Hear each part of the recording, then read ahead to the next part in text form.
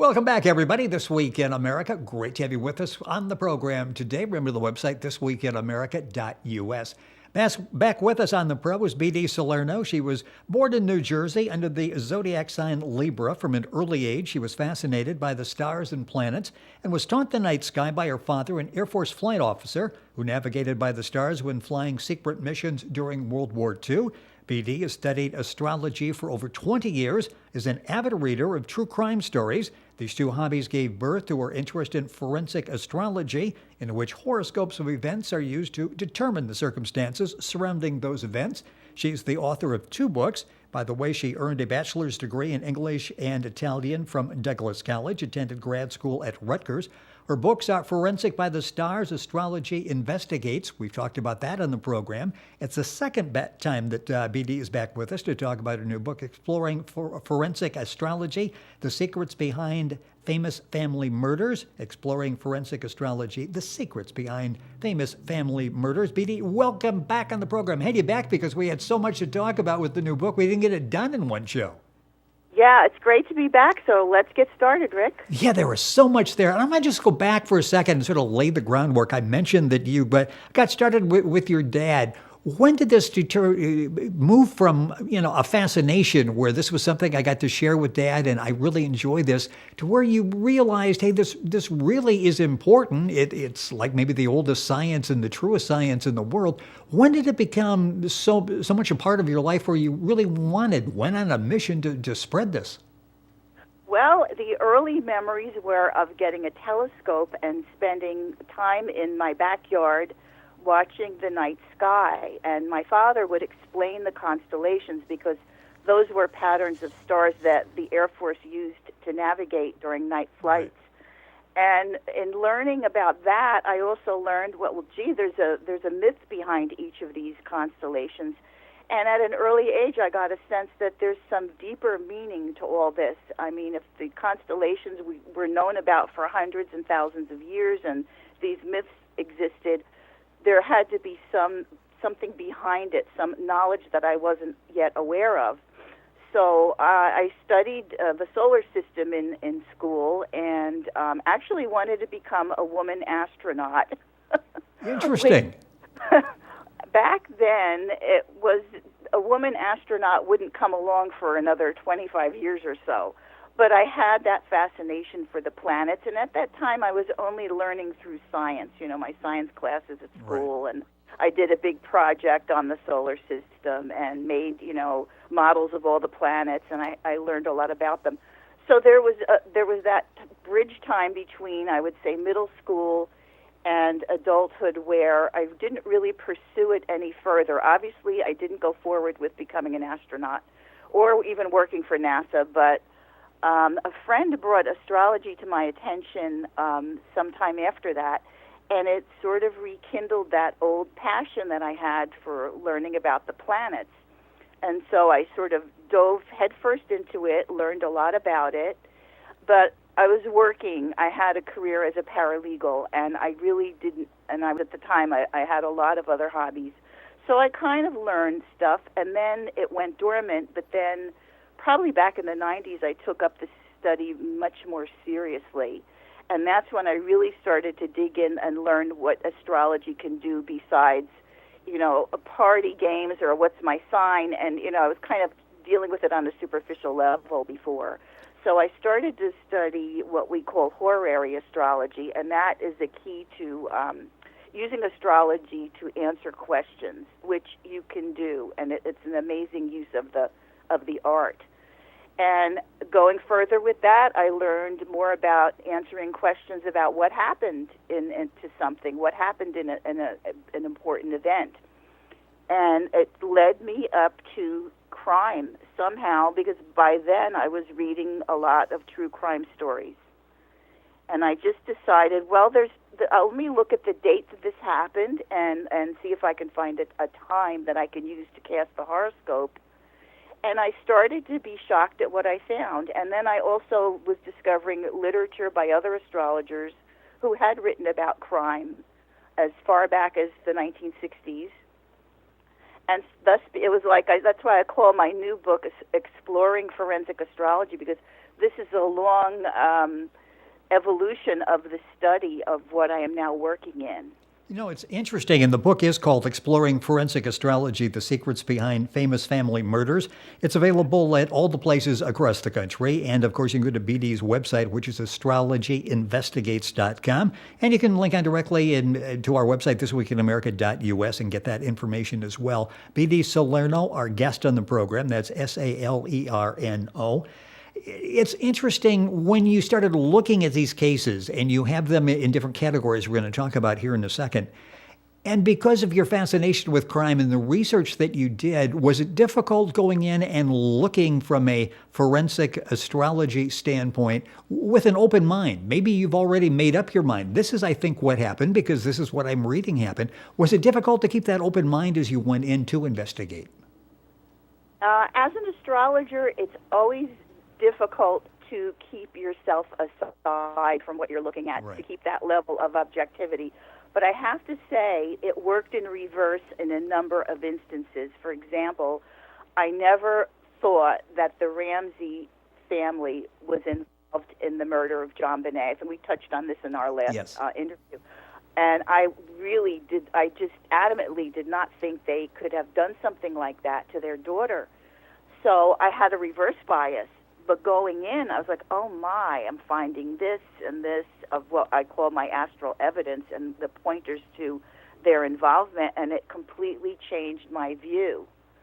And so I was open enough to think, well, I was just wrong. I just, you hear certain things in the media, and it's really hard to remain objective.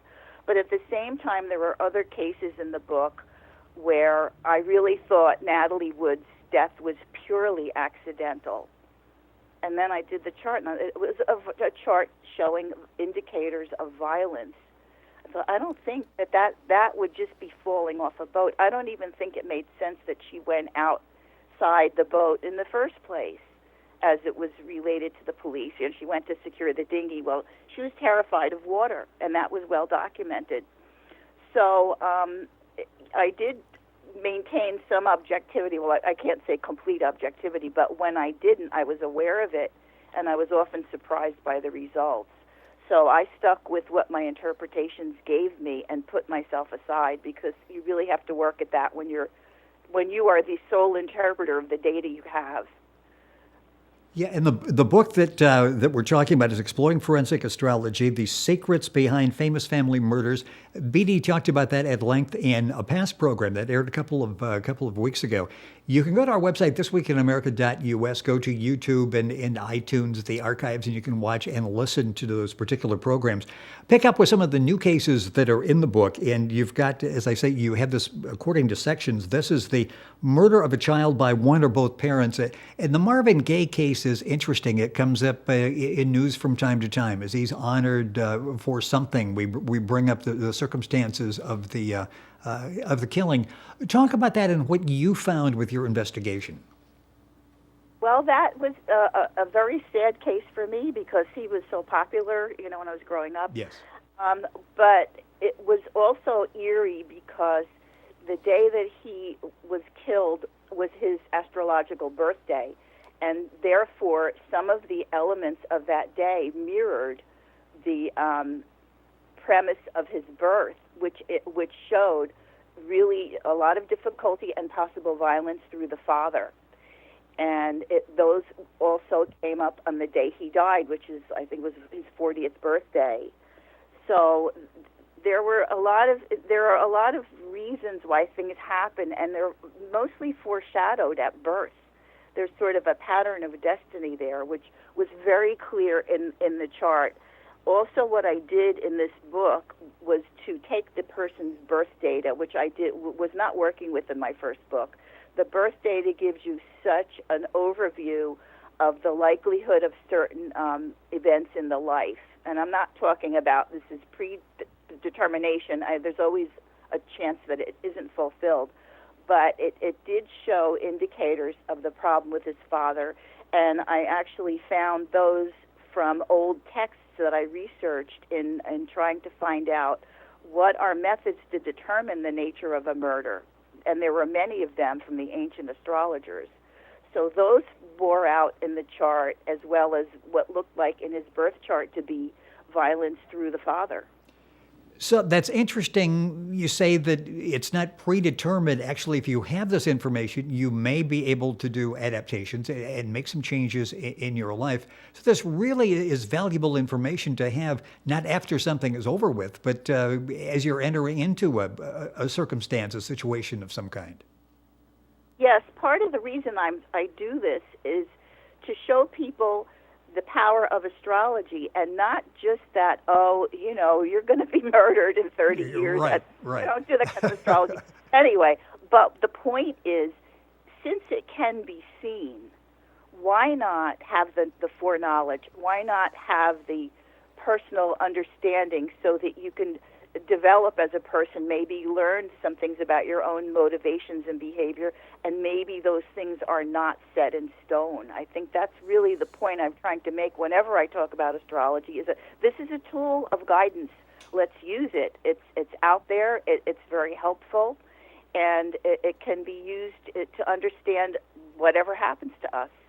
At the end of the book, you say you can't completely erase the darkness, but we can work to curtail its activity and level of disruption in our lives. So by having the charts, it really gives us an advantage, doesn't it? We're aware of something we otherwise may not be aware of.